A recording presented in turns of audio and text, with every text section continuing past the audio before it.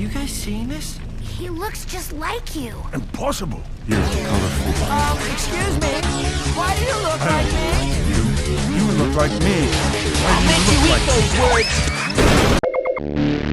Now that Sonic 3 is available on streaming, I decided to give it a rewatch, and to be honest, my opinion hasn't changed one iota since the first viewing. It's a decent flick and a great adaptation of Sonic Adventure 2's story, despite some nonsensical plot contrivances here and there, like why is the general divulging military intel to a bunch of kids in a public family-friendly restaurant? Like, what are you doing, blood? What are you doing? I did a whole community post sharing my thoughts after I left the cinema, and was in the process of making a video on it, until I discovered that apparently everyone else on the face of YouTube had the same idea as me. Sonic 3's success in adapting SA2 has already been talked about to death, so I scrapped the idea. Then I remembered a small section of my community post that I wrote almost haphazardly at the time. Quote, I also think the film did a fantastic job at fleshing out Shadow and Maria's relationship, using the limited amount of screen time they had. Maria has always been a plot device in the games, but here she feels like an actual character. End quote. After seeing it twice, my confidence in that observation has only strengthened further, and I feel like more people should be talking about just how well executed her adaptation and subsequent portrayal actually was.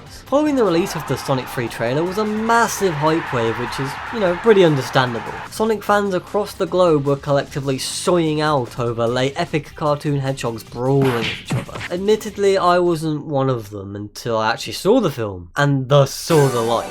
But when it came to Shadow's origin, more specifically Maria, it was a cavalcade of memes and jokes over her inevitable death. People could not wait to see this girl bite the bullet. Literally in this case, or at least that's what we assumed at the time. Granted, they were hilarious memes and all the rest of it, but is there any other franchise where the community would react this way? I'm sure there are examples out there, but surely nothing on this level, especially for a character we are supposed to be sympathetic towards. Though to be honest, I can't really blame them for viewing her as little more than a joke. Like I said in my community post, she's just a plot device in the games, and a pretty piss poor one, hence the fan reaction. That would remain the case for literal decades, only recently receiving some much needed fleshing out in Shadow Generations. And of course, Sonic 3. The latter being the definitive version of this obscure yet hugely important character. And one of the reasons why I think this movie actually surpasses Sonic Adventure 2's story. In this video, I'm going to cover why this is the case and how Maria Robotnik went from memeable to moving. Obviously, there's going to be spoilers galore moving forward, so if you haven't seen the movie, get on that shit. It's pretty darn good. Anyways, let's get right into it. So, Maria Robotnik. Who is she exactly? Well, if you're watching this video, chances are you've seen the movie and at least know of the game. Just as an ultra quick reminder though, in SA2, Maria Robotnik is the terminally ill granddaughter of Gerald Robotnik, the lead scientist working on Project Shadow, a top secret government operation with the goal of creating an immortal life form named Shadow the Hedgehog. You gotta love Sonic lore. A creature whom Maria befriends and eventually sacrifices herself to save, getting capped in the process. That's pretty much it. No personality to speak of. Ironically enough, she's totally devoid of life even before she gets shot. Maria is a sentient MacGuffin that exists to serve as a motivation for Shadow's crusade of vengeance against humanity. A pretty nonsensical source of motivation at that, because Shadow wants revenge not because she was shot, but because he for some reason thinks she wanted him to, only to suddenly remember at the end of the game that she actually wanted him to help people, not kill them. Go figure, the young innocent girl didn't want you to destroy everything.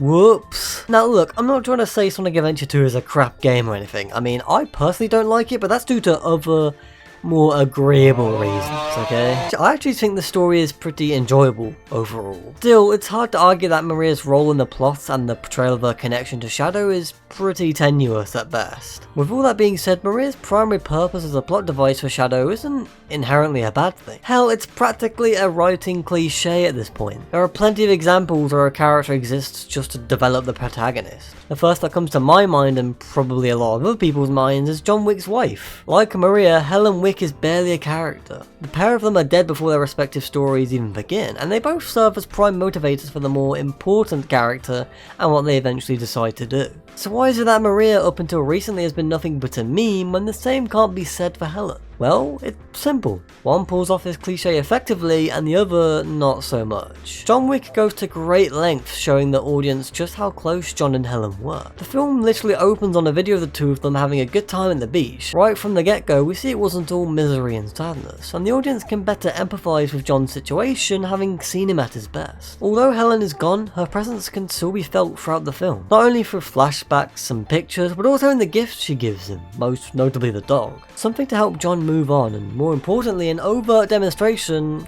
of how much she cared for him. There's just hardly anything like this in SA2. We get the occasional flashback here and there, but nothing truly substantive that demonstrates their bond and thus giving us a reason to care about them. Every now and then Maria does appear in future games, but again, we rarely see the relationship between her and Shadow, outside a casual reminder that she was in fact shot many years ago in case you forgot. With the exception being the Sonic the Hedgehog Minecraft DLC, where Maria appears as a playable character. You can wear her skin. Mojang, you sick bastards. I know it might seem weird comparing Sonic Adventure 2 to John Wick of all things, but the point I'm trying to make is that the character plot device trope, or whatever it's called, can be implemented successfully. While SA2's attempt wasn't the worst thing ever, it certainly could have been a lot better. Now that we've established that, let's fast forward 2 decades later where, what do you know, they actually did improve on Maria's story. By a blummin' country mile. At least in my humble opinion. I could speak broadly listing bullet point after bullet point, but there's one scene in particular that highlights Shadow and Maria's friendship flawlessly. Of course, I'm referring to the part of the film where we are first introduced to Maria. One of the best scenes in the movie if you ask me. Before it even begins, we transition to this scene via a somber moment of reflection from Shadow as he examines one of her belongings. So I mean, off to a great start already. Not only is it cool to see a more vulnerable side to the ultimate life form, but the fact that we're introduced to Maria while she's skating when that's like the main thing Shadow is known for is just so poetic, man. I have no idea if this was intentional. I guess we'll find out when the Blu-ray drops, but I feel like it must be. Like, the roller skates are a subtle sign that not only do they have more in common than you'd initially think, but their meeting almost feels preordained. The two were meant to grow close, which makes it all the more heartbreaking when we find out what happens to her later on. Anyway, we first see Maria as the camera pans up, showing her carrying a box of stuff as she skates down the hallway, eventually being stopped by some military personnel. We know she's a young kid because of the doodled stars on her box of belongings, as well as the fact that she stands out like a sore thumb wearing bright blue amongst a sea of generic lab coats. Of course, she gets away with it being the lead scientist's granddaughter, as mentioned by the guards. A privilege that grants her special access to the facility, despite her age, which, as you can imagine, lets her get away with things that would get others potentially barred from the facility. You know, like casually roller skating down the halls. Maria has got a bit of a cheeky, rebellious streak, as most kids tend to have. We'll see more of that shortly, but to be honest, it's just refreshing to see her not be an empty void of a quote-unquote character. We then later cut to Maria stumbling upon the room containing Shadow, and this is where the two first meet. It's actually a pretty cute moment, as we see the stark differences between the two of them brought about through their contrasting lived experiences. Shadow greets her with a weary frown, and in return she draws buck teeth and bunny ears around his face, much to his confusion. Bro is flabbergasted, and you can't really blame him having been raised more like a lab rat than a normal kid. Maria, on the other hand, acts like a kid would, responding to a serious moment with childlike whimsy and amusement. And it's not like anything I'm saying here has been outright stated in the movie. These are all reasonable inferences you can make just by what we've seen so far. Hell, there's not even any dialogue in this scene. But yet again, so much is communicated here. Where was this kind of exchange in SA2? The cherry on top of this wholesome moment is the amazing shot of Shadow and Maria both sharing half of the screen as they place their hands on the other side of the glass. A visual representation of the pair's blossoming bond.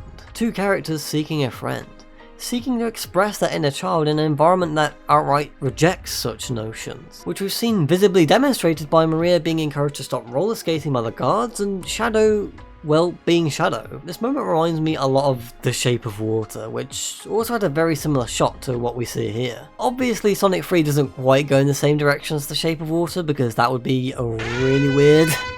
But still, it's the idea of two characters forming a bond despite the physical barrier between them. A barrier which is eventually overcome, as following this moment we cut to a montage of Shadow and Maria getting into various hijinks. Dancing, watching movies, and of course, skating around the facility. I remember first seeing this in the cinema, and in my mind I was like, yes! Finally! I mean, This kind of scene would have done a world of good in the games. Rebelling against authority, sneaking off with Shadow to go and have some fun. This is what you'd expect to see a kid doing at a research facility, and it gives Maria some much needed characterization, which in turn makes us sympathise a lot more strongly with Shadow's plight than we did in the games. And man, having Shadow be a participant in these shenanigans is just the best. Like, he wouldn't be caught dead doing any of these acts in the games, and look, I get it. Shadow is a serious character with a traumatic past. That has always been the case, even in this movie, but seeing a more expressive, whimsical version of him before the incident does a great deal in making the audience better appreciate his overarching arc throughout the film. Finally, we conclude with a touching moment of Shadow and Maria stargazing together. Shadow ruminates about being an alien and feeling like an outsider amongst all the other humans. But Maria reassures him that this is his home, and she is his friend, giving him the old Iron Giant spiel about you are who you choose to be. Again, we see Shadow smile as the camera pans up towards the stars. And I don't know about you guys, but it's hard not to smile along with him. I'm pretty sure Shadow's grin count in Sonic 3 has trumped his entire history in the games. It's nice to see a relaxed side to our favourite edgelord